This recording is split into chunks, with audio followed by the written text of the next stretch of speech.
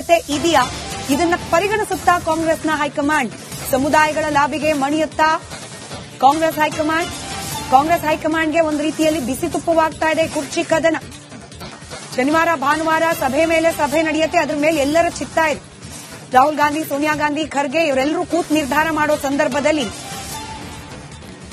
ಈಗಾಗ್ತಾ ಇರುವ ಈ ಸಮುದಾಯಗಳ ಸಮರ ಕೂಡ ಪರಿಗಣನೆಗೆ ತೆಗೆದುಕೊಳ್ಳಲಾಗುತ್ತಾ, ಅಥವಾ 2.5 ವರ್ಷದ ಹಿಂದೆ ನಡೆದಿದೆ ಎನ್ನಲಾಗ್ತಾ ಇರುವ ಈ ಮಾತುಕತೆ ಕೇವಲ ಅದರ ಆಧಾರದ ಮೇಲೇನೆ ಡಿಸಿಷನ್ ಅನ್ನು ತೆಗೆದುಕೊಳ್ಳಲಾಗುತ್ತಾ?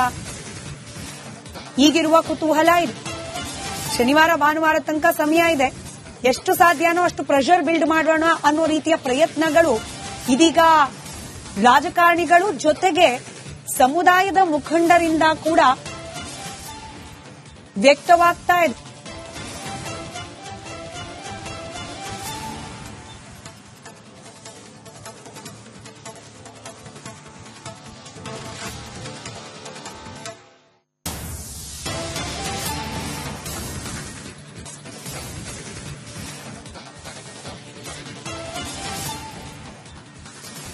ರೈಟ್, ಇಟ್ನಾಳ್ ಸರ್ ವಿವರಿಸ್ತಾ ಇದ್ರು. ಈಗ ಶನಿವಾರ ಅಥವಾ ಭಾನುವಾರ ಎಲ್ಲರೂ ಕೂತು ಮಾತುಕತೆ ಆಗುವ ಸಾಧ್ಯತೆ ಇದೆ ಅನ್ನೋದನ್ನ ಮಲ್ಲಿಕಾರ್ಜುನ್ ಖರ್ಗೆ ಅವರ ಹೇಳಿಕೆಯನ್ನ ಅಂತೂ ನಾವು ಅರ್ಥ ಮಾಡ್ಕೊಂಡಿದೀವಿ. ಒಂದು ವೇಳೆ ಹೀಗೊಂದು ಸಿಟ್ಟಿಂಗ್ ಆಯ್ತು ಅಂತಂದ್ರೆ ಈಗೇನು ಸಮುದಾಯಗಳ ಕಡೆಯಿಂದ ಪ್ರೆಷರ್ ಬಿಲ್ಡ್ ಆಗ್ತಾ ಇದೆ, will Congress high command count this sir? Congress high command ಈ ಸಮುದಾಯಗಳ ಒತ್ತಡವನ್ನ ಕೌಂಟ್ ಮಾಡಿ ಡಿಸಿಷನ್ ತಗೊಳುತ್ತಾ? ಒಂದು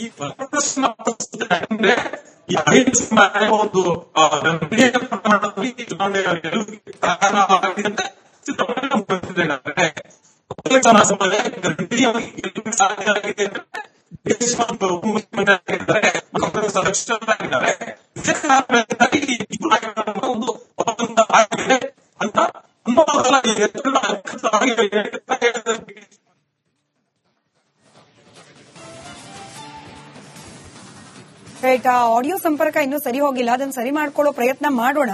ಕಾಂಗ್ರೆಸ್ನ ಹೈಕಮಾಂಡ್ಗೆ ಇದೀಗ ನಿಜಕ್ಕೂ ಬಿಸಿತುಪ್ಪ ಆಗಿ ಪರಿಣಮಿಸಿರೋದು ಯಾಕೆ ಅಂದ್ರೆ, ಏಕಪಕ್ಷೀಯವಾಗಿ ನಿರ್ಧಾರವನ್ನ ತೆಗೆದುಕೊಂಡ್ರೆ ಅದಾದ ನಂತರದಲ್ಲಿ ಆಗಬಲ್ಲ ಡ್ಯಾಮೇಜ್ ಅದನ್ನ ಕಂಟ್ರೋಲ್ ಮಾಡೋದು ಕೂಡ ಕಾಂಗ್ರೆಸ್ನ ಹೈಕಮಾಂಡ್ಗೆ ತಲೆಬಿಸಿಯೇ.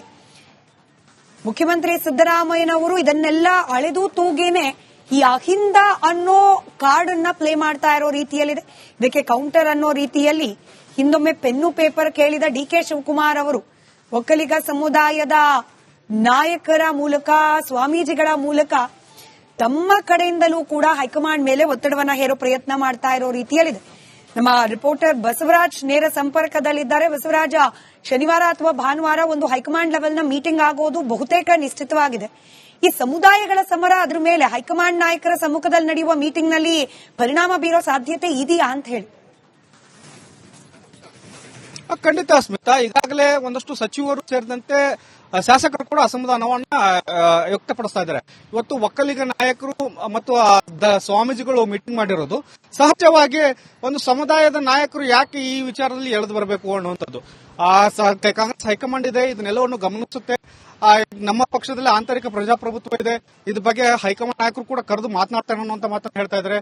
ಆದ್ರೆ ಒಬ್ಬ ನಾಯಕನ ಪರವಾಗಿ ಈ ಒಕ್ಕಲಿಗ ನಾಯಕರಾದಂತಹ ಡಿ ಕೆ ಶಿವಕುಮಾರ್ ಅವರಿಗೆ ಬೆಂಬಲವನ್ನು ವ್ಯಕ್ತಪಡಿಸಿ ಈ ಒಂದು ಪ್ರೆಸ್ ಮೀಟ್ ಮಾಡಿರ್ತಕ್ಕಂಥದ್ದು ಒಳ್ಳೆ ಬೆಳವಣಿಗೆ ಅಲ್ಲ ಅನ್ನೋದು. ಇದಕ್ಕೆ ಪ್ರತ್ಯುತ್ತರವಾಗಿ ಮತ್ತು ವಿರುದ್ಧವಾಗಿ ಅಹಿಂದ ಸಚಿವರು ನಾಯಕರು ಒಂದು ಸಭೆಯನ್ನ ಸಿಎಂ ಸಿದ್ದರಾಮಯ್ಯ ಅವರ ಮನೆಯಲ್ಲ ಮಾಡಿರ್ತಕ್ಕಂಥದ್ದು.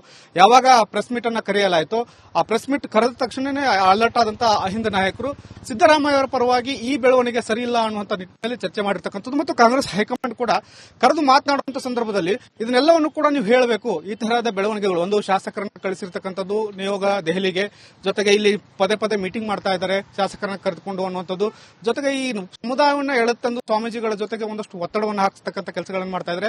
ಇದನ್ನೆಲ್ಲವನ್ನು ಕೂಡ ಹೈಕಮಾಂಡ್ ಗಮನಕ್ಕೆ ತರಬೇಕು ಅನ್ನುವಂತ ಒಂದು ಒತ್ತಡವನ್ನ ಮಾಜಿ ಸಚಿವ ಕೆಎನ್ ರಾಜಣ್ಣ ಅವರು ಸಿಎಂ ಅವರಿಗೆ ಹೇಳಿರ್ತಕ್ಕಂಥದ್ದು. ಮತ್ತು ಯಾವುದೇ ಕಾರಣಕ್ಕೂ ಕೂಡ ನೀವು ಕುರ್ಚಿಯನ್ನು ಬಿಡಕ್ಕೆ ಹೋಗಬೇಡಿ, ನಿಮ್ಮ ಪರವಾಗಿ ನಾವಿದ್ದೇವೆ, ಯಾವುದೇ ತರಹದ ಮುಂದಿನ ದಿನಗಳಲ್ಲಿ ಸಪೋರ್ಟ್ ಬೇಕಿದ್ರು ನಾವು ಕೊಡ್ತೇವೆ ಅನ್ನುವಂತ ಮಾತನ್ನು ಕೂಡ ಕೆಲ ಸಚಿವರು ಸೇರಿದಂತೆ ಒಂದಷ್ಟು ನಾಯಕರು ಹೇಳಿದ್ದಾರೆ ಅನ್ನುವಂತ ಮಾತುಗಳಿದ್ದಾವೆ. ಹಾಗಾಗಿ ಈ ಒಂದು ಗದ್ದಿಗೆ ಗುದ್ದಾಟದ ನಡುವೆ ಅಹಿಂದ ವರ್ಸಸ್ ಒಕ್ಕಲಿಗ ಅನ್ನುವಂತ ಲೆಕ್ಕಾಚಾರದಲ್ಲಿ ಈಗ ವಿಮುಕ್ತವಾಗ್ತಾ ಇರತಕ್ಕಂಥದ್ದು. ಇಬ್ಬರ ನಡುವೆ ಎರಡು ಸಮುದಾಯಗಳು ಪ್ರಬಲ ಸಮುದಾಯಗಳಿದ್ದಾವೆ. ಈ ಪ್ರಬಲ ಸಮುದಾಯಗಳ ನಾಯಕರ ಪರವಾಗಿ ಆಯಾ ಸಮುದಾಯಗಳು ಬ್ಯಾಟಿಂಗ್ ಮಾಡ್ತಾ ಇರೋದ್ರಿಂದ ಸಹಜವಾಗಿ ಒಂದು ಗೊಂದಲದ ವಾತಾವರಣ ರಾಜ್ಯದಲ್ಲಿ ಕ್ರಿಯೇಟ್ ಆಗಿರ್ತಕ್ಕಂಥದ್ದು. ಅದರ ಕಾಂಗ್ರೆಸ್ ಪಕ್ಷದಲ್ಲೇ ಕ್ರಿಯೇಟ್ ಆಗಿರ್ತಕ್ಕಂಥದ್ದು. ಅಹಿಂದ ನಾಯಕರು ಒಂದಷ್ಟು, ಒಕ್ಕಲಿಗ ನಾಯಕರು ಅನ್ನುವಂಥದ್ದು ಇದು ಪಕ್ಷಕ್ಕೂ ಕೂಡ ಒಳ್ಳೆಯ ಬೆಳವಣಿಗೆ ಅಲ್ಲ ಅನ್ನುವಂಥ ಲೆಕ್ಕಾಚಾರದಲ್ಲಿ ಚರ್ಚೆ ಆಗ್ತಾ ಇದ್ದಾವೆ. ಆದ್ರಿಂದ ಕಾಂಗ್ರೆಸ್ ಹೈಕಮಾಂಡ್ ಇಷ್ಟೊಂದು ಸೂಚನೆಯನ್ನು ಕೊಟ್ಟರು ಕೂಡ ಈ ಜಟಾಪಟಿ ನಿಲ್ಲುವ ಲೆಕ್ಕಕ್ಕೆ ಕಾಣಿಸ್ದಲ್ಲ. ಈಗ ನಾಳೆ ಅಥವಾ ನಾಡಿದ್ದು ಕಾಂಗ್ರೆಸ್ ಹೈಕಮಾಂಡ್ ಮುಂದೆ ಒಂದಷ್ಟು ನಾಯಕರು, ಸಚಿವರು ಮತ್ತು ಸಿಎಂ ಕೂಡ ಹೋಗೋರಿದ್ದಾರೆ. ಆ ಸಂದರ್ಭದಲ್ಲಿ ಸಹಜವಾಗಿ ಈ ವಿಚಾರವಾಗಿ ಅಸಮಾಧಾನವನ್ನು ವ್ಯಕ್ತಪಡಿಸುವಂತಹ ಸಾಧ್ಯತೆಗಳು ಈಗ ದಟ್ಟವಾಗ್ತಾ ಇದ್ದಾವೆ ಮತ್ತು ಸಿದ್ದರಾಮಯ್ಯ ಕೂಡ ಒಂದು ರೀತಿಯಲ್ಲಿ ಮೌಖಿಕ ದೂರನ್ನು ಕೊಡುವಂತಹ ಸಾಧ್ಯತೆಗಳು ಕೂಡ ಇದ್ದಂತೆ ಕಾಣಿಸ್ತಾ ಇದೆ. ಸ್ಮಿತಾ. ರೈಟ್, ಧನ್ಯವಾದ ಬಸವರಾಜ್ ಮಾಹಿತಿಗಾಗಿ. ಇದೆಯಾ, ಇದನ್ನ ಪರಿಗಣಿಸುತ್ತಾ ಕಾಂಗ್ರೆಸ್ನ ಹೈಕಮಾಂಡ್?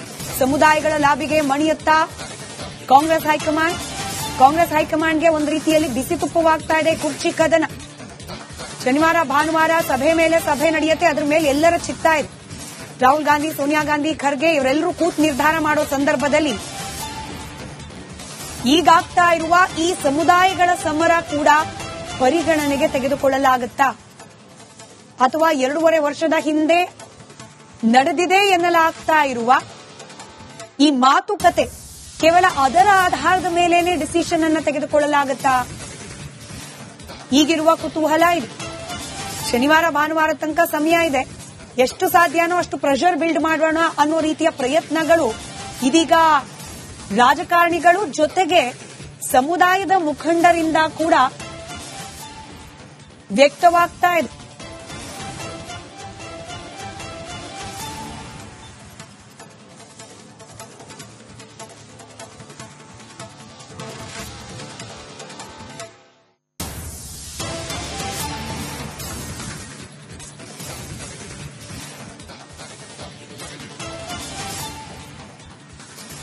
ರೈಟ್, ಇದ್ನಾಳ್ ಸರ್ ವಿವರಿಸ್ತಾ ಇದ್ರು. ಈಗ ಶನಿವಾರ ಅಥವಾ ಭಾನುವಾರ ಎಲ್ಲರೂ ಕೂತು ಮಾತುಕತೆ ಆಗುವ ಸಾಧ್ಯತೆ ಇದೆ ಅನ್ನೋದನ್ನ ಮಲ್ಲಿಕಾರ್ಜುನ್ ಖರ್ಗೆ ಅವರ ಹೇಳಿಕೆಯಿಂದ ಅಂತೂ ನಾವು ಅರ್ಥ ಮಾಡ್ಕೊಂಡಿದೀವಿ.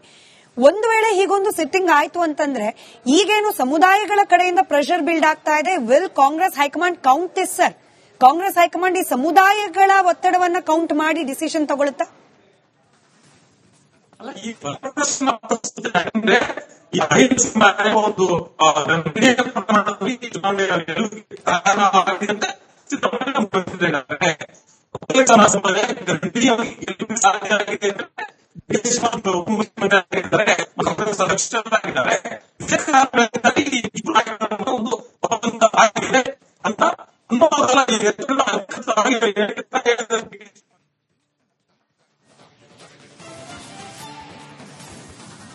ರೈಟ್, ಆಡಿಯೋ ಸಂಪರ್ಕ ಇನ್ನೂ ಸರಿ ಹೋಗಿಲ್ಲ, ಅದನ್ನು ಸರಿ ಮಾಡ್ಕೊಳ್ಳೋ ಪ್ರಯತ್ನ ಮಾಡೋಣ.